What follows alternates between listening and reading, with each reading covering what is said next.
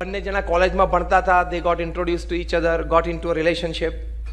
બંને MBBS પૂરું કર્યું. બંનેની ઈચ્છા હતી કે આપણે મેરેજ કરીએ, વી લીવ ટુગેધર, ફાઇન.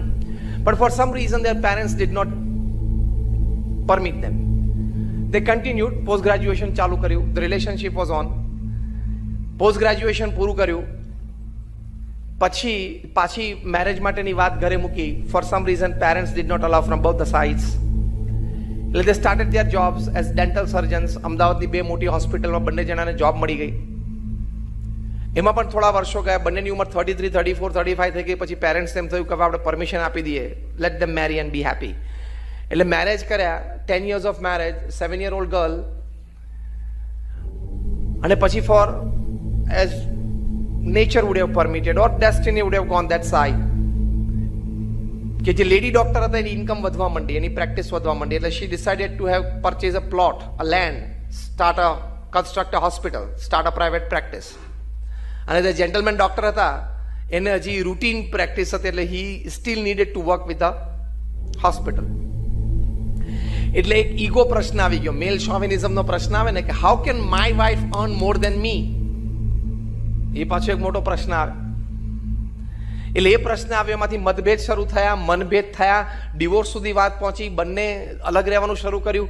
અને ભારતના કાયદા પ્રમાણે એ લોકો 1 વર્ષ જુદા રહ્યા પછી કોર્ટ બોલાવે અને કોર્ટ એમને કહે કે હવે તમે મ્યુચ્યુઅલ અન્ડરસ્ટેન્ડિંગથી પેપર સાઇન કરતા હોય તો કરી નાખો. બંને સેટ ફાઇન. બંનેના લોયર્સે બંનેને બોલાવ્યા. 7-year ડોટર એ સાથે હતી. કોર્ટે પ્રશ્ન પૂછ્યો કે તમે બંને ડિવોર્સ થઈ જાઓ પણ આ ડોટરનું ધ્યાન કોણ રાખશે? કારણ કે માઇનર છે એટલે મધર જ ધ્યાન રાખે. તો sign the papers and take the responsibility of the child.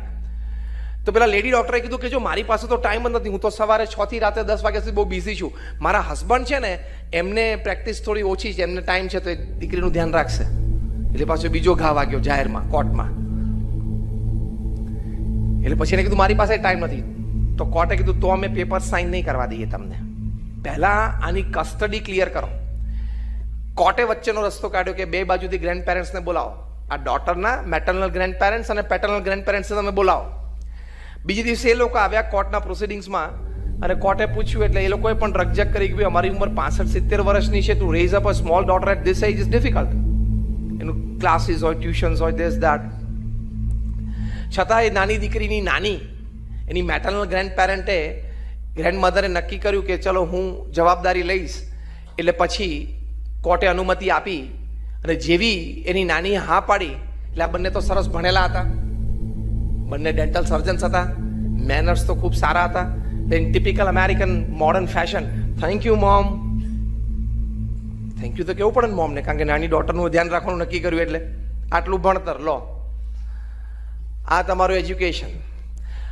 MS યુનિવર્સિટીમાં પ્રોફેસર MS મદન હતા, એમનું સન્માન 1985માં BAPS સંસ્થા દ્વારા મોટો ઉત્સવ અમદાવાદમાં થયેલું ત્યારે પ્રવચનમાં એમણે બહુ જ સરસ વાત કરી કે we are producing educated monkeys.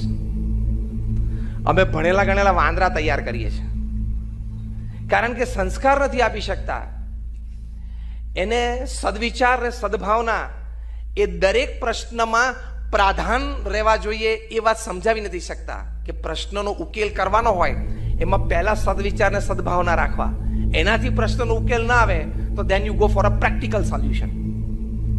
એટલે હી સેડ કે we are producing educated monkeys. આ એ જ થયું ને. અને બંને પાર્કિંગ લોટમાં ગયા, સાઇન કરીને પોતપોતાની કાર લઈને નીકળી ગયા. ઘણા વર્ષો સુધી એ નાની દીકરીને એની નાની ઓટોમાં લઈને સ્કૂલે મૂકવા જાય. અને અમદાવાદનો એ પોશ એરિયા સેટેલાઇટ, ત્યાં 1990માં 5 કરોડનો મોટો બંગલો બાંધેલો હોય, આજે પણ ખંડેર પડ્યો છે. ને પેલી નાની દીકરી એની નાનીને ઓટોમાંથી હાથ બહાર કાઢીને પૂછે કે નાની ફરી વખત પપ્પા, મમ્મી અને હું અમે ક્યારે અહીંયા રહેવા જશું અમારા ઓલ્ડ હાઉસમાં? ત્યારે ધ નાની had no answer and just tears in her eyes. આ પરિસ્થિતિ છે. એટલે અહમ મમત્વના આવા પ્રશ્નો આવી જાય, સ્વભાવના પ્રશ્નો આવી જાય. કેટલા બધા ડિવોર્સ રેટ્સ વધે છે. 65% of the court cases anywhere in the world R family disputes. એમાં સમજવાની તૈયારી નહીં.